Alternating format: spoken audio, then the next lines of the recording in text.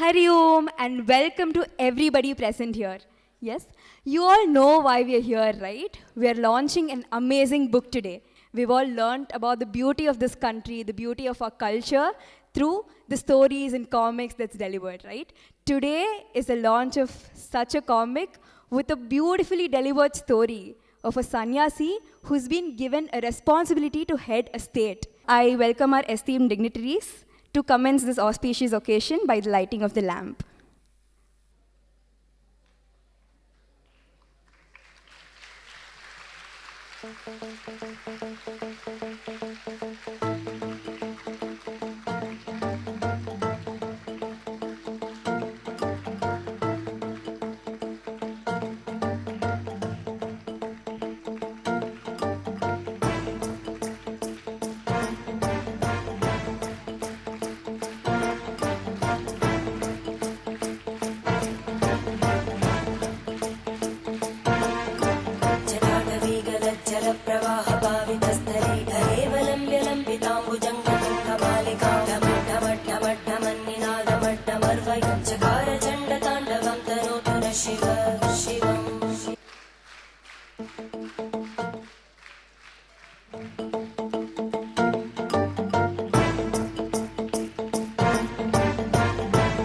Thank you so much, dignitaries.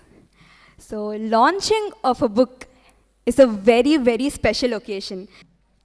We have with us our eminent dignitaries for today, and I heartily call upon you all to take your seats on the dais. I heartily request Swami Mitranandaji, mentor and convener of Chinmaya Mission Chennai, Shri Gurumurthy ji, editor of Tamil magazine Tughlaq, and also one of the founders of Vivekananda International Foundation,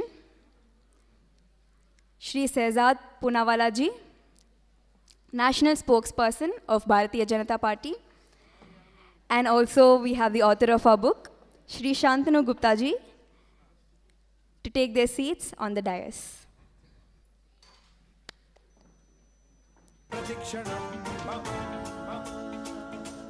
Is being graced by your presence. It's my honor and privilege to greet you all with mementos.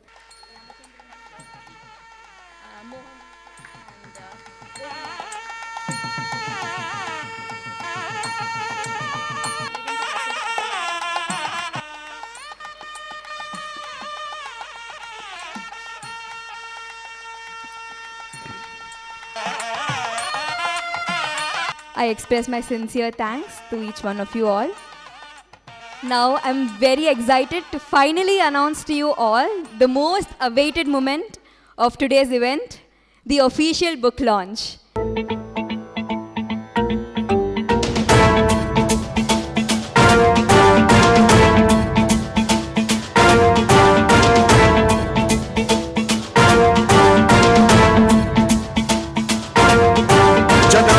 गलज्जल प्रवाह पावितस्थले कलेवलं व्यलम्बितां भुजङ्गमण्डमड्डमड्डमन्निनादवड्डमर्वयं चकार चण्डताण्डवं तनोतु नः Shiv Shiv.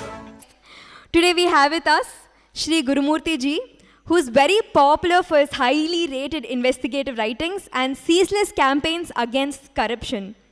He is also the editor of Tamil magazine Tughlaq and a chartered accountant by profession. He is also one of the founders of the Vivekananda International Foundation, an independent, non-partisan institution that promotes quality research and in-depth studies. We welcome you, sir, and I request you to address the audience.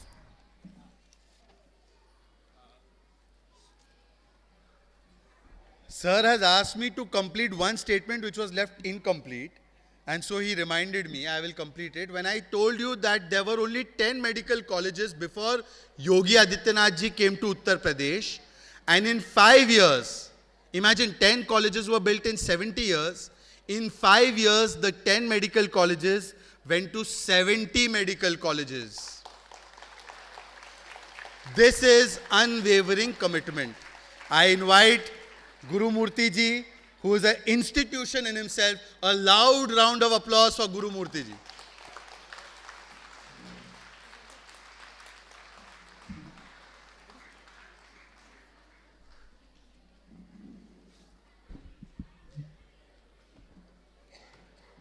Namaskarams to Swamiji and my friends on the dais and the elders who are assembled here, the teachers, the students. I have never participated in the book release of a person who is alive. Never. But I made an exception in this case for 4 reasons. Because it was about Yogi Adityanath. Yogi Adityanath is not a normal politician, is not an ordinary politician. In fact, when I see how Yogi Adityanath came up, my mind went back to a lecture which I heard sometime in 1971. Imagine you remembering a lecture in 1971, because that lecture was the shortest lecture I ever heard in my life. So the person who had come to give a lecture, he was supposed to speak for 1 hour. He said, today morning I read a newspaper in which the news item described Mrs. Indira Gandhi, the Prime Minister, coming down from the aircraft wearing a white sari with a blue border. That is the news item. So he said, the newspapers, the readers, the people are interested in the ordinary things about extraordinary people. But we are here to know about the extraordinary things in ordinary people. This lecture I could never, he said, I want you to think about it, and he left the podium. It was a training class, all of us were in, and this was an RSS training class. And he said, for the next 1 hour, you think about what I am saying, because the idea of education, the idea of any training, is to discover extraordinary things in ordinary people. That is the process by which Yogi Adityanath's greatness was discovered by one person. He was his guru. He, at a very young age, he identified the extraordinary quality in him, and that is how we have Yogi Adityanath. You know, we see politicians, we all rank politicians, we all club politicians, we bracket them, but you cannot bracket Yogi Adityanath for 3 reasons. And of course, all you have mentioned all the reasons, but the important thing is that he did it in Uttar Pradesh is important.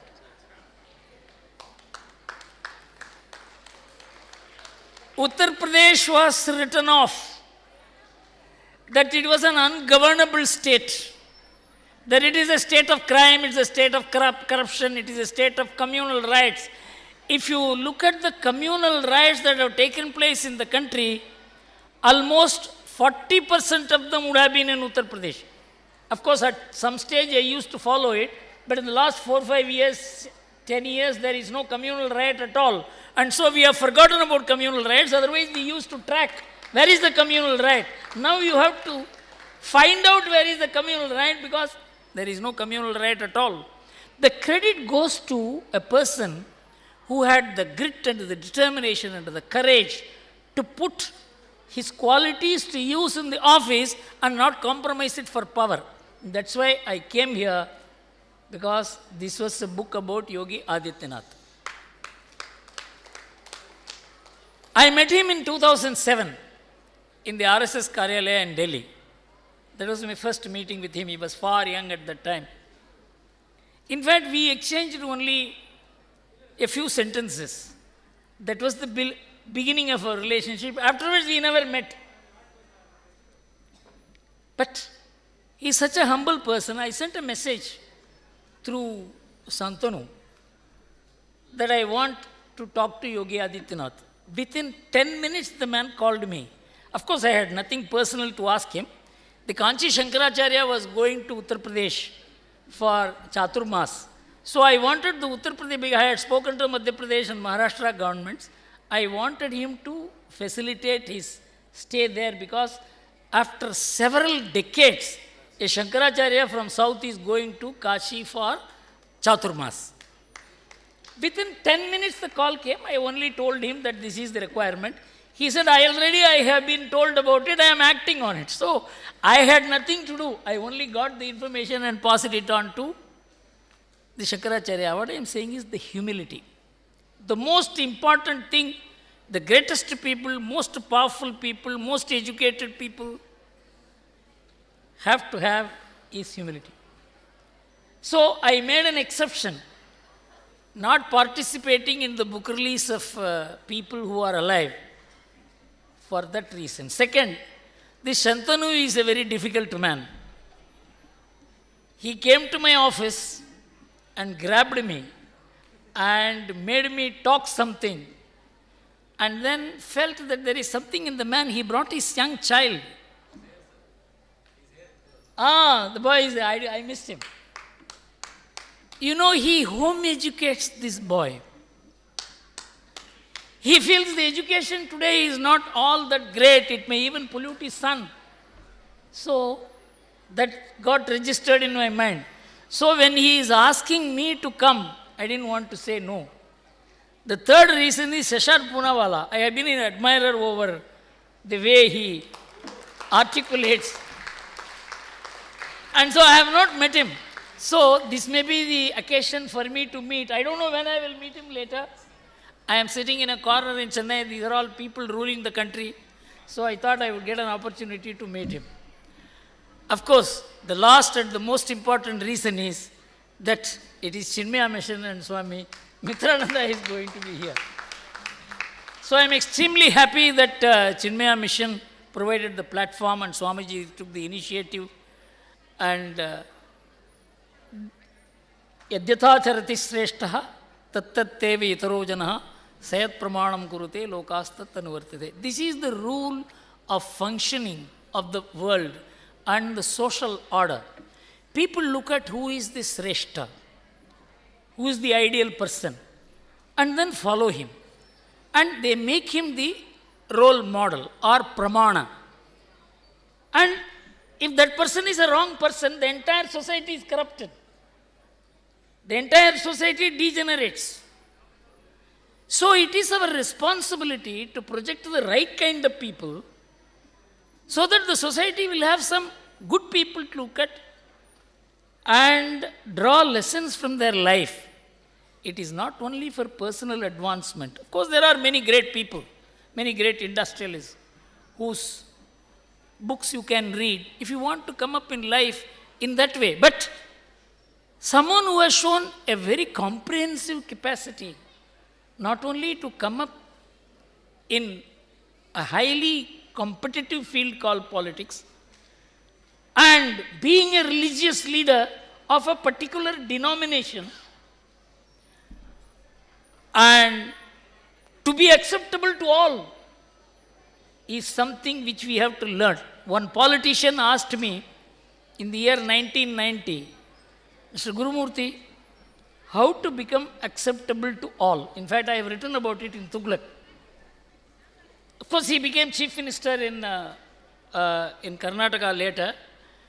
I told him that in Shukraniti, in the sloka 68 or 69, I don't remember exactly what it is, Shukra told the Asuras, which the Asuras did not follow. Shukra told the Asuras, never declare anybody as your enemy. Even if you have enmity in mind, don't declare it. Because after you declare, everybody will think you are his enemy. Even if you change, people will not believe. So don't declare your enmity to others. The second thing is, don't allow anybody to declare you as their enemy. Then the man asked me, I can stop doing the first thing. How can I prevent doing the next thing? Then I asked him, you are a politician. Of course, what I am going saying may help Shashad Poonawala. I said, somebody declares you are my enemy. Next day you will say, what are you doing? I am your friend. I will come to your house for a cup of tea and invite all the media and go and have a cup of tea with him. The man said, it's a brilliant idea. I said, this is how in politics, you have got to endear yourself to everybody. You should have no enemies. You should not allow anybody to declare as his enemy. And I think in spite of all the strong positions, even in appearance, that Yogi Adityanath has, I think he has no enemy. Thank you very much.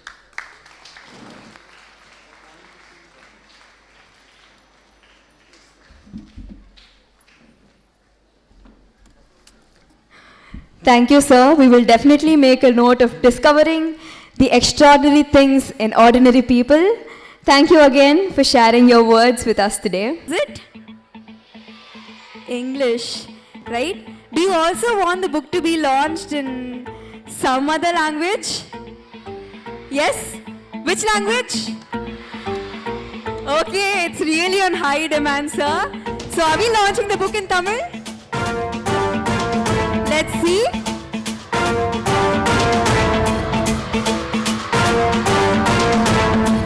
அஜயிலிருந்து Yogi Adityanath வரை ஜனம்